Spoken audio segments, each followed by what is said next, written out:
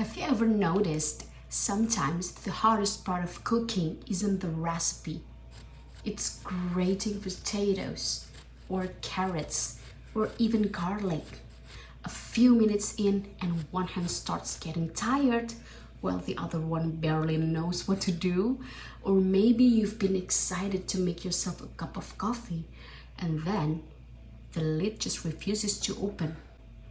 I used to think maybe I'm just not strong enough. But then I started wondering which part of my body is actually supposed to do all of this. Surprisingly, it's not just about your hands. Today, I want to show you 3 beginner-friendly movements that can make everyday tasks feel a little easier. It's holding things. I'm not gonna lie, the strength worth the everyday life. And at the end, I'll share 2 bonus progressions for those of you who are already into calisthenics or simply want a new challenge. The first one is probably my favorite because almost everyone can do it. Grab a tote bag or a backpack, fill it with a few books. I used my Harry Potter collection here. Or you can use water bottles if that's easier. Well, we're basically training for those days when we confidently say, I'll only buy one thing and somehow live with 5 bags.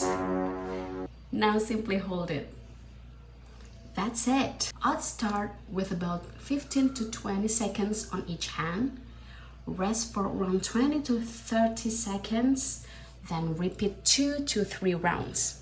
If 20 seconds feel too much, start with 10. That's completely okay.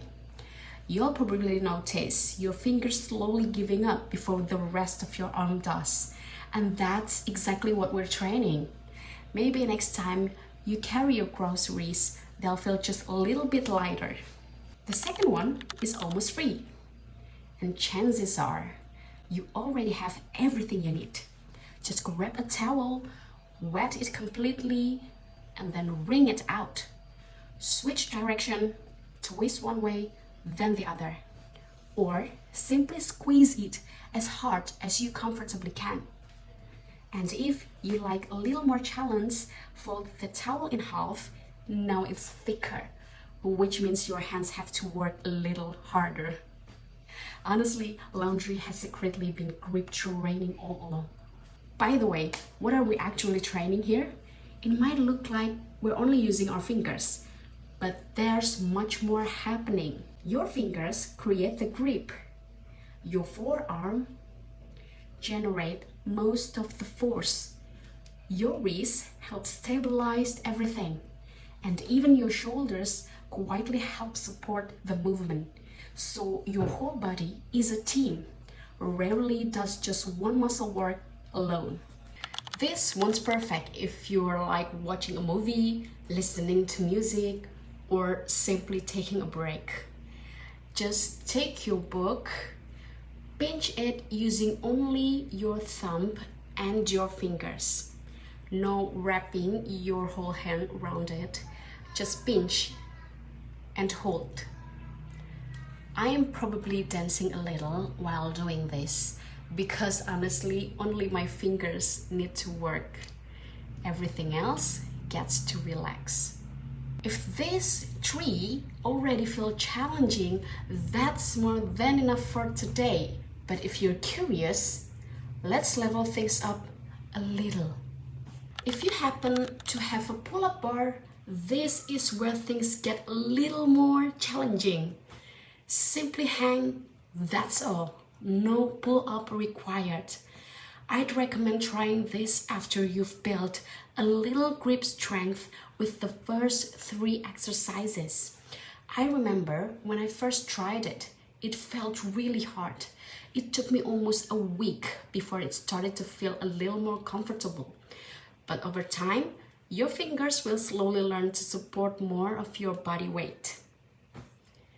Well, turns out it became another fun milestone in my calisthenic journey. And yes, you might get a few calluses. They're just tiny reminders that your hands are learning something new. Well, think of it as a little manicure for your palms.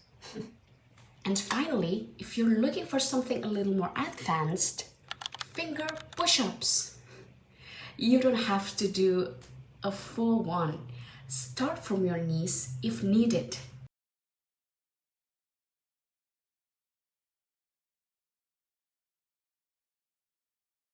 The funny thing is, your brain suddenly becomes very aware of your fingers. It's like, oh, this is what they're supposed to do. It's such a strange but surprisingly fun feeling. The best part? None of these exercises are really about opening a jars or grating potatoes.